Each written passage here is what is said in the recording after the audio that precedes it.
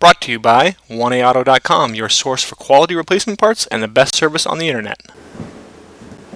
Hi, I'm Don from 1A Auto. I hope this how-to video helps you out. And the next time you need a part for your vehicle, think of 1AAuto.com. Thanks. In this video, we're going to show you how to replace a rear brake caliper on this 2002 Chevy Suburban. And we show you on the passenger side, but the driver's side is the same procedure. And the items you'll need is an 11mm, 12mm, and 22mm socket and ratchet, flat blade screwdriver, large C-clamp, torque wrench, drip pan, brake fluid, brake cleaner, and jack and jack stands. Start off by loosening up these lug nut covers. And we'll fast forward as Don does this. And once those are all loosened up, you can pull the hubcap free. And now you want to loosen the lug nuts preliminarily, raise the vehicle and remove them the rest of the way. Unless you have air-powered tools, you can do it while it's up in the air. Now you want to just loosen up this 12mm bolt right here. And once you've broken it free, remove these two 12mm bolts right here. And we'll fast forward as Don does this.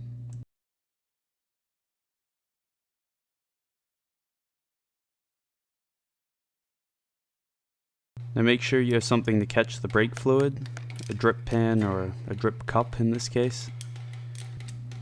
And just remove that 12mm bolt the rest of the way.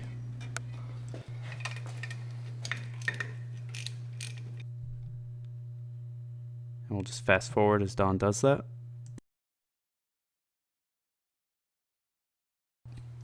And just tuck that aside. And then take out the clip from the center of your old caliper and push it into place on your new caliper.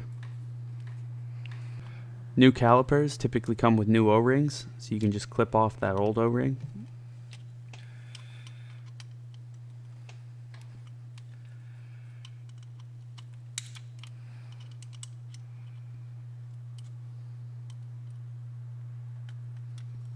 And just pull that off, and now you can pull the bolt out. And you want to pull this washer off the bolt, clean the bolt with some brake cleaner, along with the brake line. Put the washer back onto the bolt. Put the bolt back into the brake line.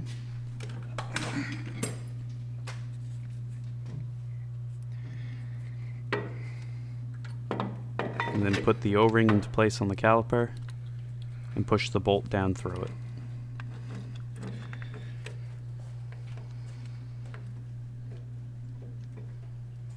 And we'll just fast forward as Don tight.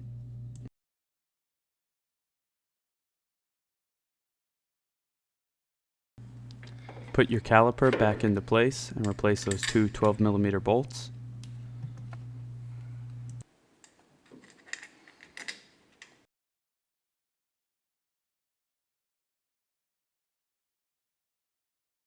And you want to torque these to about 30 foot-pounds. Now just spray everything down with brake cleaner to clean off some of this brake fluid. Put your drip pan underneath and just open up the brake bleeder with an 11mm socket. And after about a minute, just close it back up. Make sure your brake fluid reservoir is at the max fill line. We're going to bleed the brakes now. Well, I've closed the bleeder from doing the gravity bleed. I've got Paul in the car and he's going to pump the pedal and say he pumps it 3 times, and then I'm going to say hold. He's going to hold his pressure on it. I'm going to crack the bleeder. The air will start to come out as well as some of the brake fluid. Make sure you got a little container underneath to catch it.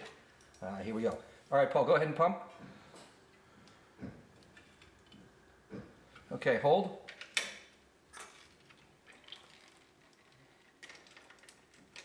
Pump. Hold.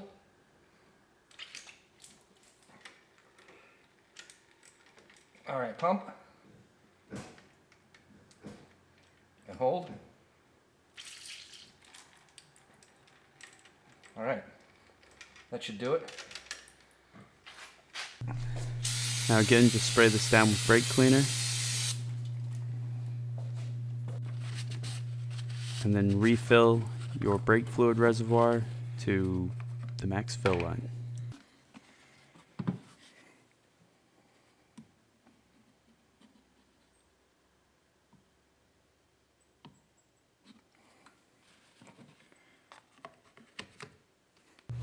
put your wheel back into place.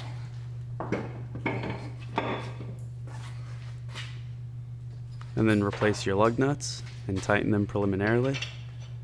And we'll fast forward as Don does this.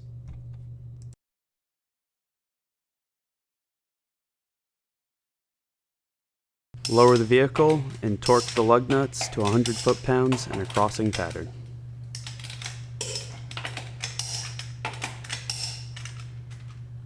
Then replace that hubcap and tighten up each of your lug nut covers. And before taking the vehicle out on the road, you want to just pump the brake pedal until it firms up, and then do a stopping test from 5 miles per hour, then 10 miles per hour, and you're all set. We hope this video helps you out. Brought to you by 1AAuto.com, your source for quality replacement parts and the best service on the internet. Please feel free to call us toll-free, 888-844-3393. We're the company that's here for you on the internet and in person.